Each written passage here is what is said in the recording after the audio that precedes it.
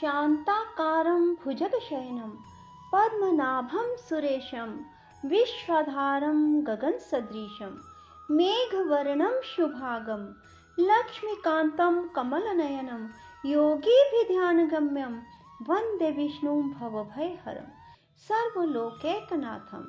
राधे राधे मेरे प्यारे भाइयों बहनों माताओं व बंधुओं, संस्कार की बातें चैनल में आपका स्वागत है। बंधुओं, आज मैं अपनी वीडियो में आपको सुनाने जा रही हूँ रमा एकादशी व्रत कथा, पूरन पूजा विधि और रमा एकादशी का व्रत करने का महत्व क्या है।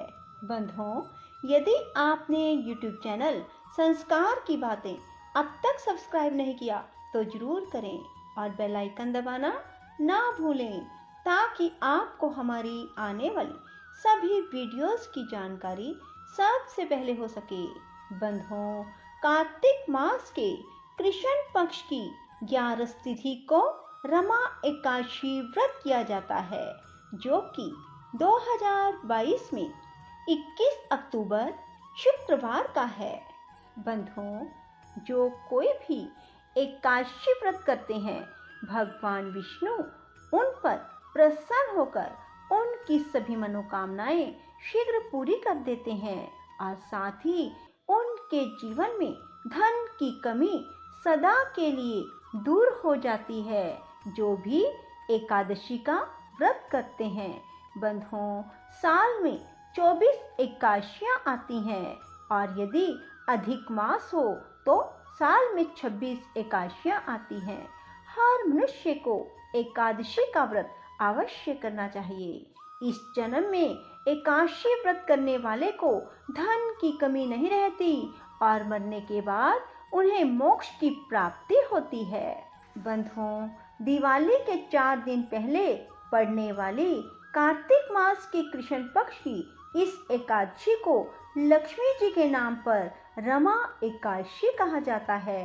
इस दिन भगवान विष्णु के पूर्ण अवतार कृष्ण जी के केशव रूप की पूजा आराधना की जाती है। इस एकादशी का व्रत करने से जीवन में वैभव और अंत में मोक्ष की प्राप्ति होती है। बंधुओं, एकादशी व्रत करने वाले मनुष्य को दशमी की रात भोजन नहीं करना चाहिए और सोने से पहले अच्छी तरह से दांतों को साफ कर लेना चाहिए ताकि दांतों में कोई भी कण फंसा ना रहे। प्रातःकाल ब्रह्म मुहूर्त में उठना चाहिए। स्नान आदि से निवृत्त होकर भगवान विष्णु के समक्ष हथेली में जल और फूल लेकर संकल्प लेना चाहिए, यह भगवान विष्णु, मैं आज रमा एकादशी व्रत कर रहा हूँ या कर रही हूँ। मेरा व्रत निर्विघ्न पूर्ण संपन्न करना और मेरी मनोकामना पूरी करना और जल भगवान के समक्ष छोड़ देना चाहिए। फिर भगवान विष्णु की षोडशोपचार पूजा करनी चाहिए। भगवान को तुलसी दल और फूल अवश्य अर्पित करना चाहिए। भगवान को फलों का भोग लगाना चाहिए। पूरा दिन भगवान के नाम जाप में बिताना चाहिए। भगवान विष्णु की कथा सुने, गर्भ गीता सुने, श्रीमद् भागवत गीता सुने, गजेंद्र मोक्ष की कथा सुने, भगवान विष्णु के नामों का स्मरण करें। बंधुओं, देखना, यदि आप इस प्रकार एकादशी के दिन अपना दिन बिताएंगे तो भगवान विष्णु शीघ्र अतिशीघ्र आपके सभी मनोरथ पूर्ण करेंगे। और रात को भगवान विष्णु के समक्ष शुद्ध देसी घी का दीपक लगाएं और जागरण करें। प्रातःकाल स्नान आदि के बाद ब्राह्मणों को भोजन कराएं, उसके बाद स्वयं भोजन ग्रहण करें। रमा एकादशी व्रत कथा। बोलो विष्णु भगवान की जय, लक्ष्मी माता की जय। धर्मराज युधिष्ठिर ने कहा, हे केशव, कार्तिक कृष्णा एकादशी का नाम क्या है? इस व्रत की विधि क्या है? इसके करने से क्या फल प्राप्त होता है? वो मुझे आप विस्तार पूर्वक बताइए। भगवान श्री कृष्ण बोले, हे राजन, कार्तिक के कृष्ण पक्ष की इस एकादशी का नाम रमा एकादशी है। यह बड़े बड़े पापों को नाश करने वाली, असीम वैभव देने वाली है। शास्त्रों में वर्णित इसका महात्म मैं तुम्हें सुनाता हूँ। प्राचीन काल में मुचकंद नाम का एक राजा था। उसकी इंद्र के साथ बहुत मित्रता थी और साथ ही यम, कुबेर, वरुण और विभीषण के साथ भी मित्रता थी। वह राजा बड़ा धर्मात्मा तथा विष्णु भक्त था और न्याय पूर्वक राज्य करता था। राजा मुचकंद के एक कन्या थी जिसका नाम चंद्रभागा था। उस कन्या का विवाह चंद्रसेन के पुत्र शोभन के साथ हुआ।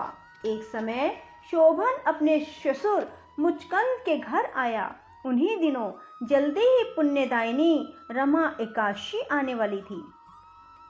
व्रत का दिन समीप आया तो चंद्रभागा को अत्यंत सोच उत्पन्न हुई कि मेरे पति बहुत दुर्बल हैं और मेरे पिता की व्रत के बारे में आज्ञा अति कठोर है। दशमी को राजा ने ढोल बजवा कर सारे राज्य में यह घोषणा करवा दी कि रमा एकादशी को सभी लोग व्रत करेंगे। घोषणा को सुनते ही शोभन को बहुत चिंता हुई और अपनी पत्नी से बोला, अब मुझे क्या करना चाहिए? मैं किस प्रकार भूख सहन नहीं कर सकूंगा। ऐसा उपाय बताओ कि जिससे मेरे प्राण बच सकें, अन्यथा मेरे प्राण अवश्य चले जाएंगे। चंद्रभागा कहने लगी, हे स्वामी, मेरे पिता के राज में एकादशी को कोई भोजन नहीं करता। हाथी, घोड़ा, ऊंट, बिल्ली, गौ आदि भी तृण और जल आदि ग्रहण नहीं कर सकते। फिर मनुष्य को तो कहना ही क्या। यदि आप भोजन करना चाहते हैं तो किसी दूसरे स्थान पर जाइए, क्योंकि यदि आप यहाँ रहेंगे तो अवश्य ही व्रत करना पड़ेगा। ऐसा सुनकर शोभन कहने लगा, हे प्रिय, तुम्हारे साथ मैं भी व्रत करूंगा। जो भाग्य में होगा देखा जाएगा। ऐसा विचार कर उसने व्रत किया और भूख व प्यास से अत्यंत पीड़ित होने लगा। जब सूर्य नारायण अस्त हो गए तब रात्रि जागरण का समय आया। यह जागरण वैष्णवों को तो अत्यंत हर्ष देने वाला था, परंतु शोभन को अत्यंत दुखदायी लगा। प्रातः काल होते होते शोभन के प्राण निकल गए। तब राजा ने चंदन की चिता में उसका दाह संस्कार कराया, परंतु चंद्रभागा ने अपने पिता की आज्ञा से अपने शरीर को दग्ध नहीं किया और शोभन की अंत्येष्टि क्रिया के पश्चात अपने पिता के घर में ही रहने लगी। रमा एकादशी के व्रत के प्रभाव से शोभन मंद्राचल पर्वत पर धन धान्य से परिपूर्ण और शत्रुओं से रहित एक सुंदर देवपुर को प्राप्त हुआ। वह अत्यंत सुंदर रतन और वैदुर्य मणि जटित स्वर्ण के खंभों पर निर्मित अनेक प्रकार की स्फटिक मणि से सुशोभित भवन में सिंहासन पर आरूढ़ हुआ। श्वेत चट और चमर, मस्तक पर किरीट, कानों में कुंडल, कंठ में हार, बाहु में कपूर, विभूषित गंधर्व और अप्सराओं से घिरा हुआ ऐसे शोभित होता था मानो अपनी सभा में देवराज इंद्र विराजमान हो। एक समय मुचकंद के नगर में रहने वाला सोम शर्मा नामक ब्राह्मण तीर्थ यात्रा करता हुआ घूमता घूमता उधर जा निकला। ब्राह्मण शोभन को पहचान कर कि यह तो राजा का जमाई शोभन है, उसके निकट आया। शोभन भी उसको पहचान कर अपने आसन से उठकर उसके पास आया और प्रणाम आदि करके कुशल क्षेम पूछने लगा। ब्राह्मण ने कहा, राजा मुचकंद और आपकी पत्नी चंद्रभागा कुशल से हैं। नगर में भी सब प्रकार कुशल हैं, परंतु हे राजन, हमको अत्यंत आश्चर्य हो रहा है।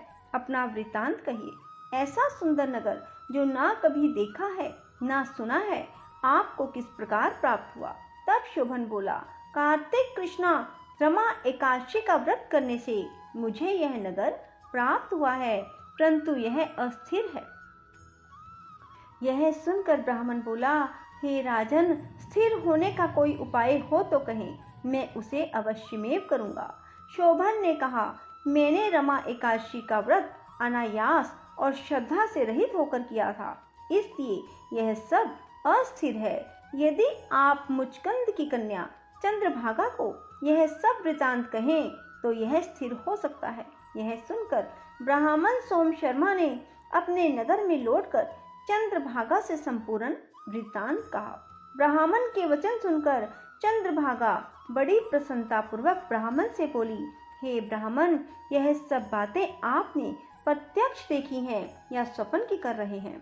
ब्राह्मण कहने लगा, हे पुत्री, मैंने महावन में तुम्हारे पति को प्रत्यक्ष देखा है, साथ ही किसी से विजय न हो ऐसा देवताओं के नगर के समान उसका नगर भी देखा है।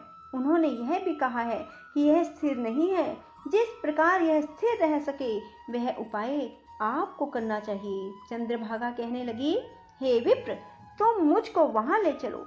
पति देव के दर्शन की मेरी तीव्र लालसा है। मैं अपने किए पुण्यों से उस नगर को स्थिर बना दूंगी। आप ऐसा उपाय कीजिए जिससे उनका और मेरा मिलन हो सके। आपकी अति कृपा होगी और आपको पुण्य भी मिलेगा। सोम शर्मा चंद्रभागा को साथ लेकर मंदराचल पर्वत के समीप वामदेव ऋषि के आश्रम में गए। वामदेव ऋषि ने उनकी बात सुनकर वेद मंत्रों से उज्जवल तिलक द्वारा चंद्रभागा का अभिषेक किया। तब ऋषि मंत्र के प्रभाव और एकादशी व्रत से चंद्रभागा का शरीर दिव्य हो गया और वह अत्यंत प्रसन्नता के साथ अपने पति के निकट पहुंची। अपनी प्रिय पत्नी को देखकर शोभन बहुत प्रसन्न हुआ और उसको बुलाकर अपने बाईं तरफ बिठाया। तब चंद्रभागा ने कहा, हे प्राणनाथ, आप मेरे सभी पुण्यों को ग्रहण कीजिए, जिससे आपका यह नगर और राज्य स्थिर हो जाए। जब मैं 8 वर्ष की थी तब से ही सभी एकादशियों के व्रतों को पूर्ण श्रद्धा पूर्वक विधि विधान के साथ करती आ रही हूँ। इस पुण्य के प्रताप से आपका यह नगर स्थिर हो जाएगा। समस्त कार्य पूर्ण होकर प्रलय के अंत तक रहेगा। इस प्रकार चंद्रभागा दिव्य रूप धारण कर दिव्य आभूषणों और वस्त्रों से सुसज्जित होकर अपने पति के साथ रहने लगी। हे राजन, यह मैंने रमा एकादशी का महात्म तुम्हें बता दिया। जो मनुष्य इस व्रत को करते हैं उनके समस्त पाप नष्ट हो जाते हैं। कृष्ण पक्ष और शुक्ल पक्ष दोनों ही एकादशियां समान हैं, इनमें कोई भेद नहीं। जो सभी मासों की दोनों एकादशियों के व्रत रखते हैं उनके महात्म को सुनते व पढ़ते हैं, वे समस्त पापों से छूटकर विष्णु लोक को प्राप्त होते हैं। इसमें कोई संदेह नहीं है। हरे राम राम राम हरे हरे, हरे कृष्ण कृष्ण कृष्ण हरे हरे। राधे राधे। जय श्री कृष्णा। बंधुओं, यदि आपको हमारी वीडियो पसंद आए तो इसे लाइक करने के साथ साथ शेयर अवश्य करें। धन्यवाद।